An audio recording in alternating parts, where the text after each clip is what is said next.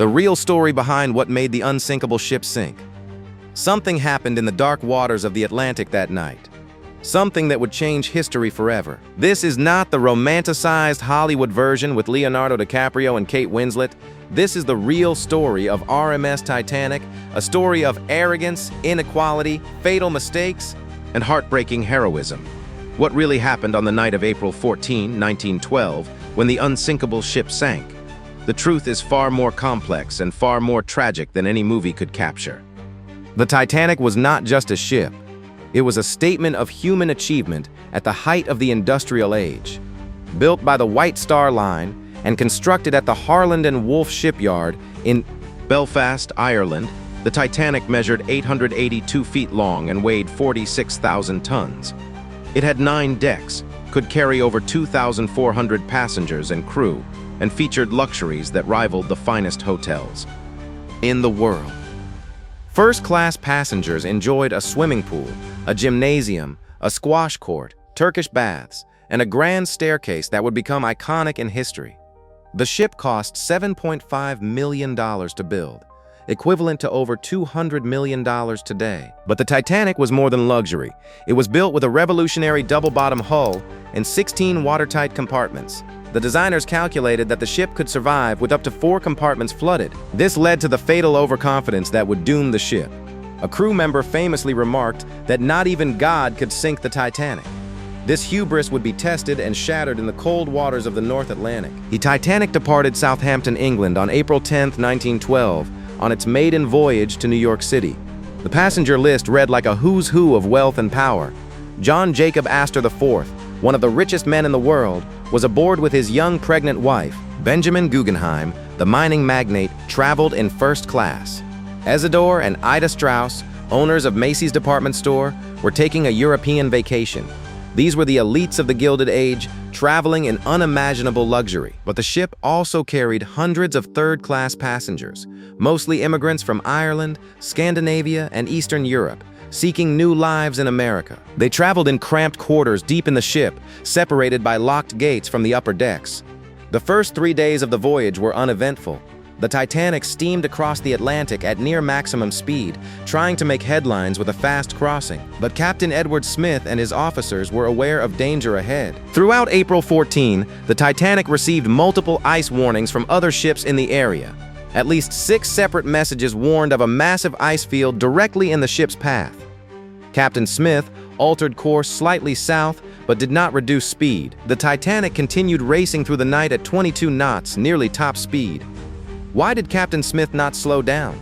Several factors contributed to this fatal decision. First, there was enormous pressure to maintain schedule and make a strong impression on the maiden voyage. Second, the ship's owners and designers had instilled absolute confidence in the vessel's safety. Third, it was standard practice at the time to maintain speed until ice was actually sighted, then maneuver around it. Captain Smith had decades of experience and had never had a serious accident. He believed he could handle anything the ocean presented. At 11:40 p.m. on April 14, lookout Frederick Fleet spotted something ahead in the darkness. There was no moon that night, and the sea was unnaturally calm, making icebergs harder to spot. Fleet rang the warning bell 3 times and telephoned the bridge. He reported an iceberg directly ahead. First Officer William Murdoch immediately ordered hard to starboard and full astern on the engines. The massive ship began to turn, but it was too late. What happened next has been debated for over a century.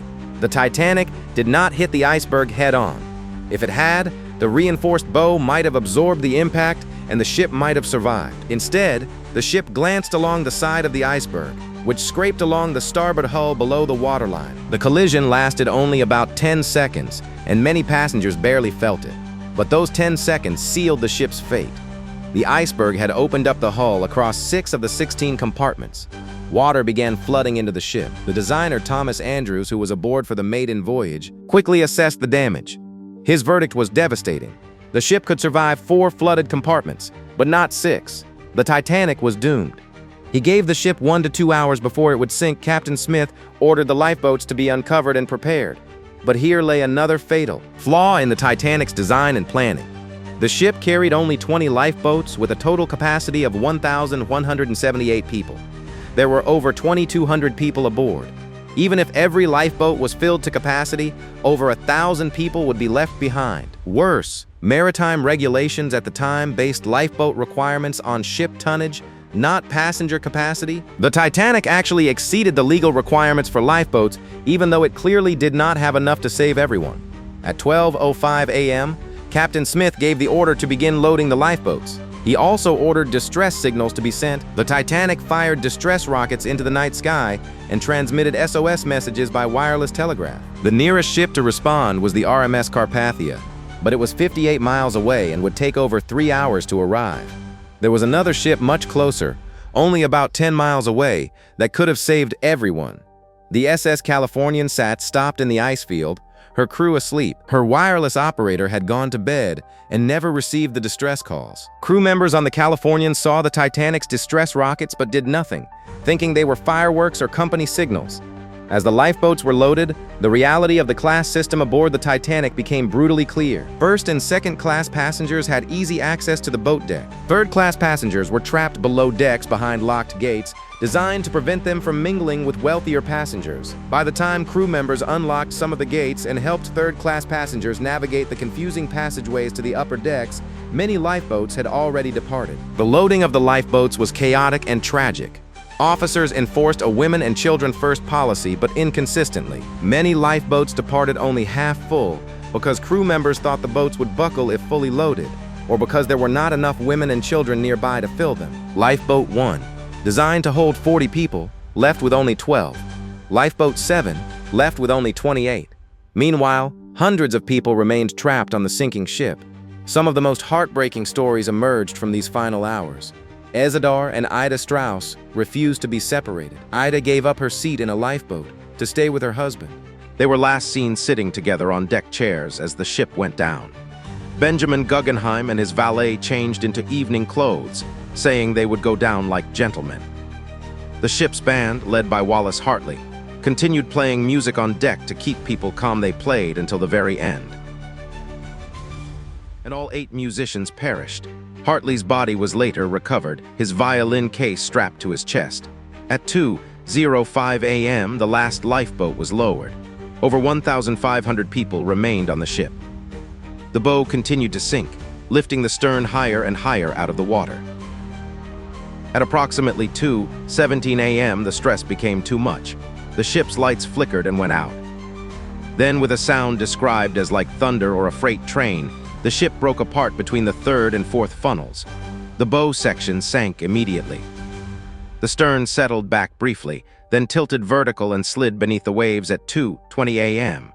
The unsinkable ship was gone just 2 hours and 40 minutes after hitting the iceberg. Those in the lifeboats described hearing the screams of over 1,000 people in the freezing water. The North Atlantic was 28 degrees Fahrenheit that night. Most people died of hypothermia within 15 to 30 minutes. Only a few lifeboats returned to pick up survivors, and they found very few people still alive. The Carpathia arrived at 4:00 a.m. and began picking up survivors from the lifeboats. Of the 2,224 people aboard the Titanic, only 710 survived. The statistics reveal the stark inequality of survival. 61% of first-class passengers survived. Only 42% of second-class and 24% of third-class passengers survived. Of the crew, only 24% survived. Women and children had better survival rates than men. But even here, class mattered. Nearly all first-class women and children survived, while only half of third-class children survived. The inquiries that followed in both America and Britain revealed a cascade of failures. The ship was going too fast in known ice fields. There were not enough lifeboats. The crew was not properly trained in evacuation procedures. The nearby Californian failed to respond. Wireless communication was not monitored 24 hours. Third-class passengers faced systematic discrimination that cost lives. But the disaster also revealed extraordinary heroism. Crew members stayed at their posts, keeping the lights on and engines running to power the wireless until the end. Officers and crew helped load lifeboats instead of saving themselves. Passengers gave up their seats for others. The band played on. The sinking of the Titanic changed maritime safety forever. Ships were required to carry enough lifeboats for all passengers and crew. 24-hour wireless monitoring became mandatory. The International Ice Patrol was established to monitor icebergs in the North Atlantic. The disaster shattered the industrial age's arrogant belief that technology had conquered nature.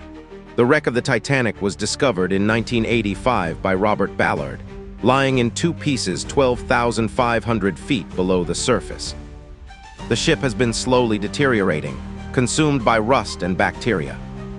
Within decades, the physical ship will disappear entirely, but the story of the Titanic endures because it reveals fundamental truths about human nature. It shows our capacity for both arrogance and heroism, for inequality and sacrifice, for fatal mistakes and incredible courage. The Titanic was not sunk by an iceberg. It was sunk by human decisions. The decision to build a ship without enough lifeboats, the decision to race through ice fields at full speed, the decision to lock gates separating rich from poor, the decision to value schedule over safety. These were human choices, and they had human consequences. If this exploration of what really happened to the Titanic moved you, subscribe to our channel for more deep dives into history's most significant events. Hit that like button if you found this account of the tragedy compelling. Share this video with anyone interested in maritime history or the real stories behind famous disasters, and let us know in the comments, what aspect of the Titanic story do you find most haunting? Thanks for watching, and remember, history is not just dates and facts, but human stories of triumph and tragedy.